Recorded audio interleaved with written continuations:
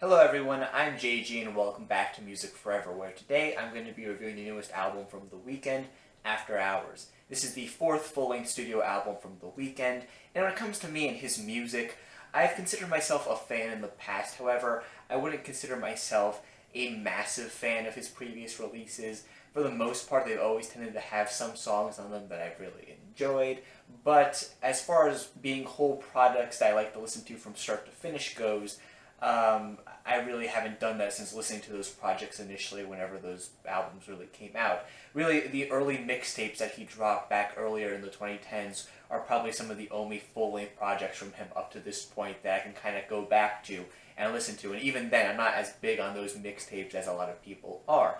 But as I said before, there's always been tracks from The Weeknd that I've enjoyed, and I think especially when it comes to making really poppy, catchy tracks, I think he has a knack for making catchy, enjoyable songs. I know it's a somewhat unpopular opinion, but I tend to prefer the poppier material from him. So coming into this new album here, I was kind of interested to see what he was going to do with a new album and a new project here. And after listening to this thing a good few times, honestly, I think this is probably the best Weeknd album to date. I'm not quite sure I would say it's better than some of the early mixtapes of his, but I think as far as just the albums go, it is easily the best project so far, and definitely a project I can listen to from start to finish, and for the most part, just get a lot of enjoyment from it. I do think there are some weak moments on this thing, but for the most part, I enjoy the majority of the songs on this thing. I like the general sound that this project goes for. It's just a pretty pleasant project overall. One thing about this project that I really like is the general sound of this thing. When it comes to the instrumentals here on this project, The Weeknd is pulling from a lot of synth-driven sounds. Of course, you do have some more contemporary R&B and hip-hop influences on this thing as well. However, these synths on this thing definitely have a bit of a retro sound to them.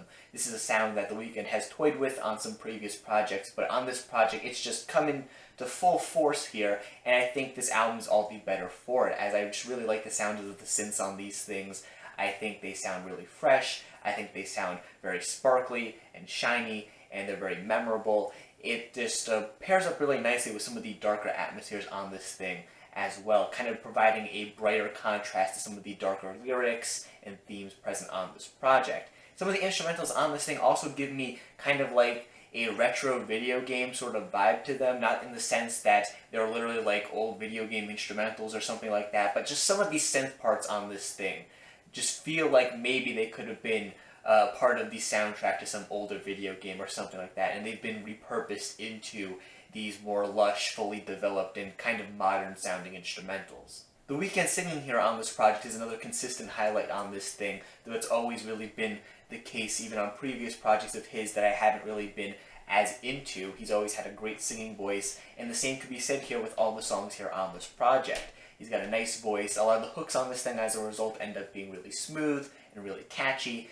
I just really don't have any complaints when it comes to the vocals here. When it comes to the lyrics here on this project, The Weeknd is still talking about a lot of the topics that he's covered on previous releases of his. Things like romance and drug use, sex, depression, and how these things all come together and how they can also lead to further bad things or just influence each other too. I've never really been all that into the Weeknd's lyrics in the past. Not that they've always been terrible or anything, I just really find myself kind of uninvested in them, and I can honestly say the same goes for this album too. Even though there are some tracks on this thing where maybe there's a bit of a new perspective being brought to these topics, for the most part, it just kind of feels like more of the same from The Weeknd when it comes to the lyrics here on this thing. It's not the worst thing in the world because, like I said before, a lot of the instrumentals here on this thing and the vocals manage to make up for the lyrics. And even still, the lyrics aren't really that bad as much as they are just kind of, mediocre for me. But, yeah, as far as the lyrics go on this project, not terrible, but just pretty standard for The Weeknd at this point. When it comes to actual songs here on this project, I think the opening to this record has some of the best on the entire project. The opener to this thing alone, again, is a particularly strong track. I like the very distant sound that this song has going for it. It's just a very out there start to the project that at first, admittedly, it didn't quite click with me, but the more listens I gave this album, the more and more I kind of got what this track was going for. I think it's a very unique point in the track listing, and definitely an interesting hook for this project too. Some of the tracks that immediately follow this one, like Too Late and Hardest to Love and Scared to Live, are some more really great tracks on this thing with really killer instrumentals to them. Again, I love the synths that are brought into these tracks. Some great vocals from The Weeknd too, and just a nice kind of slow sound to them as well. And this is a kind of album that kind of takes a little bit to kind of pick up the pace a bit, but I think some of these slower tracks towards the start of this project are still really interesting to listen to, and they have a nice, consistent sound to them that I really liked. Unfortunately, after these tracks, I think the album kind of hits its first kind of dull point, I guess, starting with the track Snow Child, which I do like the synths here on this track, and just really the instrumental as a whole I still think is really nice. And once again, The Weeknd's vocals here on this track are pretty solid too, but lyrically I think this is just one of the least interesting tracks on the entire project. Probably one of the most over-dramatic tracks on this thing as well. Just really did not interest me whatsoever when it came to the lyrics here. And the track that follows this one, Escape from LA, is another track that just doesn't really interest me all that much. It's one of the lengthiest cuts on this thing, but I'm not really sure it deserves to be as long as it is, as for the most part it just feels kind of slow and uninteresting and uneventful. There's not a ton going on here in this track that's super interesting. Honestly, I think the title track that comes much later in the track listing is an example of a bit of a lengthier track that kind of does what this song is going for, but just a bit better. Not to say that these two tracks are going for the exact same thing or the exact same sound necessarily, but I don't know. Overall, Escape from LA just kind of bored me for the most part, and the fact that it was one of the lengthier tracks on this thing certainly didn't help that at all.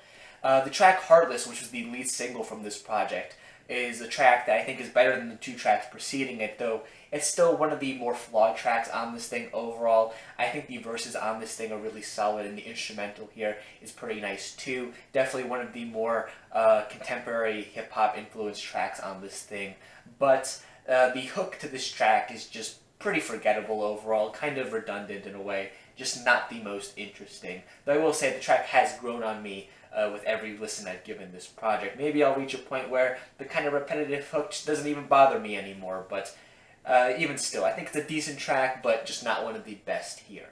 After these tracks, however, I think that starting with the song Faith, the album picks up the pace again a little bit, because this song is just a lot more interesting than those preceding it. And the same could be said for some of the tracks following it, like In Your Eyes, or Save Your Tears, or the fantastic second single from this album, Blinding Lights, which is really catchy. It's got a great synth part to it as well. Just a fantastic single overall. Definitely The Weeknd doing the best that he can when he's doing his pop thing, and yeah, just a great track overall. Though the same could really be said for a lot of these tracks I just listed. They have great instrumentals to them, some of the best vocal performances on the project, and some of the best lyrics on the project too.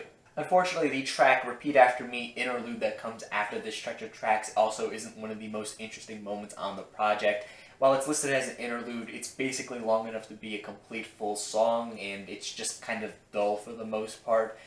Just a moment on the record that feels a bit bland and not all that interesting. The track following after this one, though, the title track on the record, as I said before, is another one of the more interesting moments on the project overall. When it comes to the closer to this thing, Until I Bleed Out, it's a track where I feel like I kind of get what the track is going for, but it doesn't quite click for me in the way I was hoping that it would. I really like the instrumental to this track. I think some of the synth work on this thing is the most out there and interesting sounding on the entire project too. Some of the least straightforward as well.